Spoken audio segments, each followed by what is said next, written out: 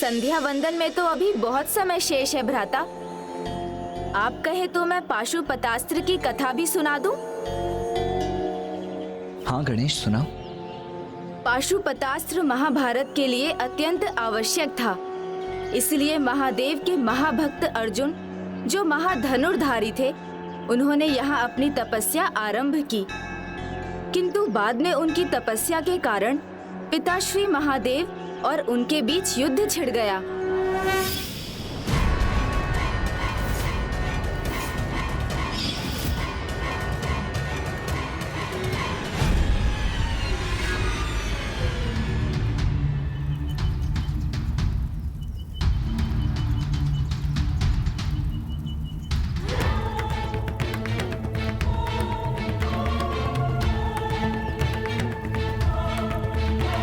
देव ऋषि का विश्व शांति के लिए यज्ञ जितना विशाल होगा, चुनौती भी उतनी विशाल होगी उस बालक कार्तिकेय के सामने।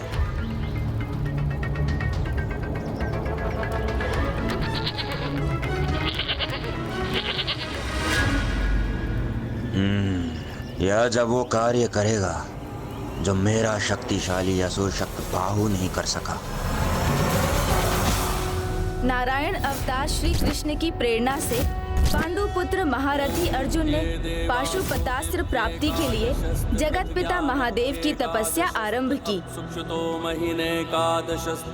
तनोति धर्मम विधुनोति कल्मषम हिनस्ति दुखम विदधाति सन्मदम चिनोति सत्वम विनिहन्ति तामसम तपो अथवा किम ना करोति देहिनाम। अर्थात तप धर्म का विस्तार ही नहीं करता, अपितु दुख का विनाश भी करता है, साथ ही अस्मिता भी देता है और सत्व का संचय करता है। तब से सब कुछ संभव है। उसी प्रकार महारथी अर्जुन की तपस्या के चरम ने असंभव को संभव किया। उनके जाप से कैलाश ही नहीं, महादेव भी अछूते नहीं रहे।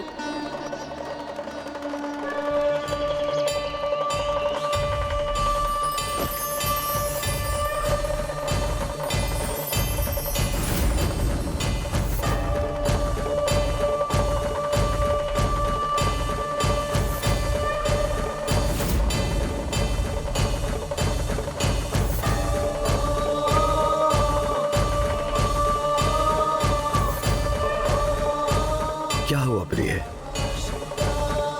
आप किन विचारों में मग्न हैं? स्वामी, अपार शक्ति के साथ अपार दायित्व भी निभाना पड़ता है।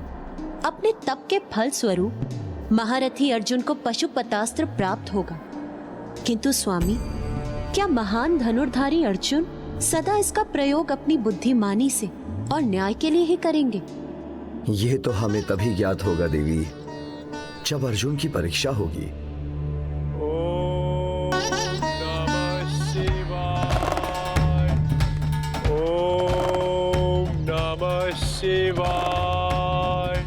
इसी मध्य दुष्ट दुर्योधन ने वाराह मुकासुर को अर्जुन के तप को भंग करने के लिए भेजा।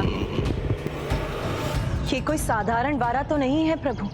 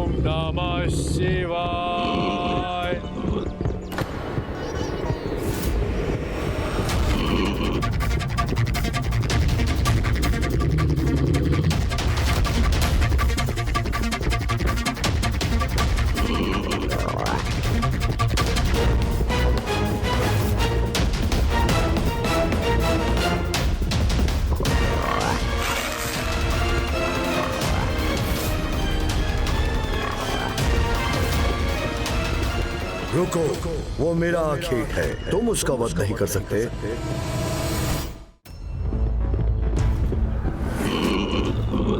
योद्धा का अस्त्र एक बार उड़ गया तो बिना वार के नहीं झुक सकता। और मैं अपना धनुष कदापि नहीं झुकाऊंगा। वास्तविक योद्धा और आखेटक बातों में अपना समय नष्ट नहीं करते। अपना लक्ष्य साधो और संभव है तो मुझसे पहले उसका वध करो।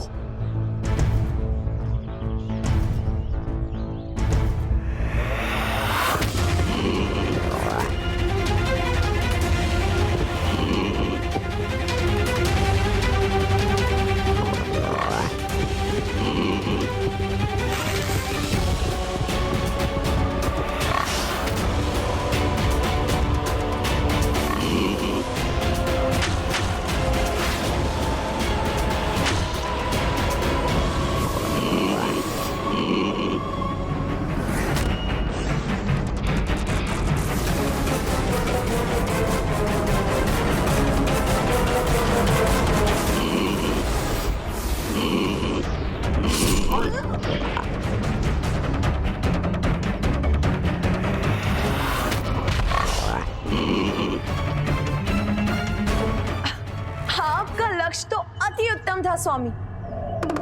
एक ही बार में आपने इतने विशाल और भयंकर वारा का आखेट कर दिया।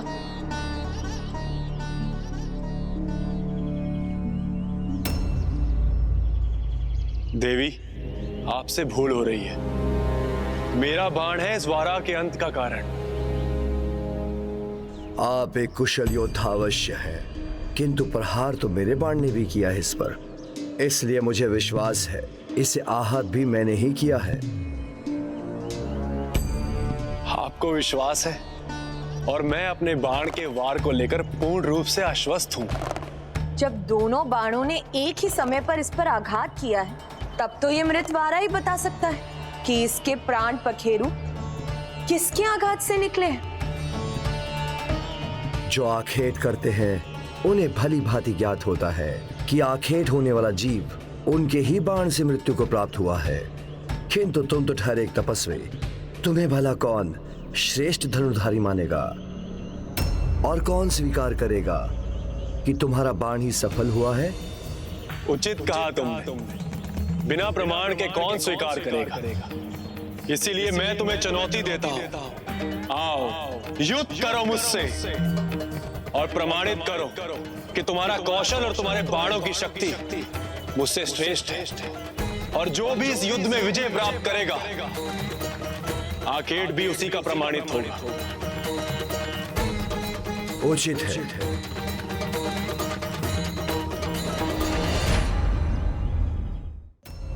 महायोद्धा अर्जुन को ये ज्ञात ही नहीं था कि उन्होंने किराट अवतार में प्रभु को चुनौती देकर स्वयं अपनी परीक्षा स्वीकार की थी। मेरे साधारण बाण ही तुम्हें पराजित करने के लिए पर्याप्त है।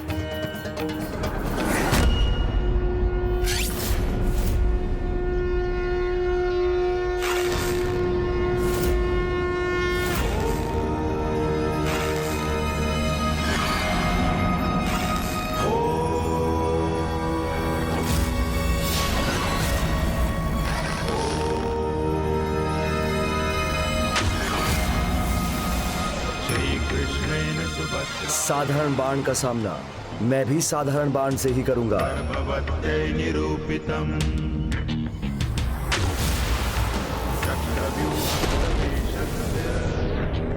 एक साधारण आखेटक के बाण में इतना सामर्थ्य।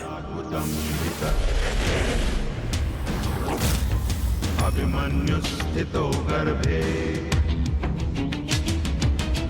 दिव्य ज्ञानयुतो शृणु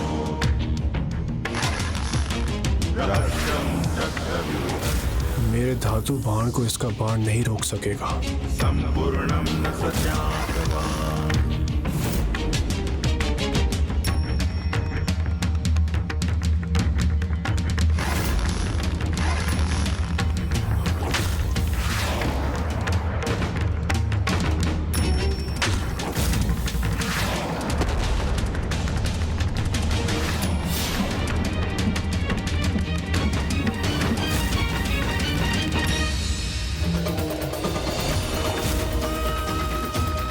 कदाचित तुम्हें लेकर मेरा अनुमान उचित नहीं था। श्रेष्ठ धनुर्धारी हो तुम।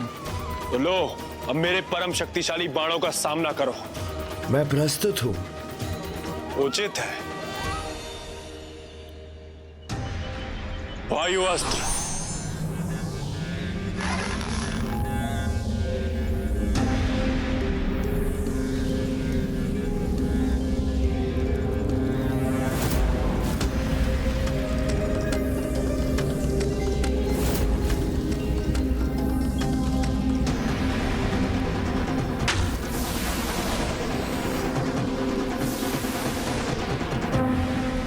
अर्जुन का युद्ध कौशल, उसका सामर्थ्य अति उत्तम है, किंतु उसकी परीक्षा विशेष है।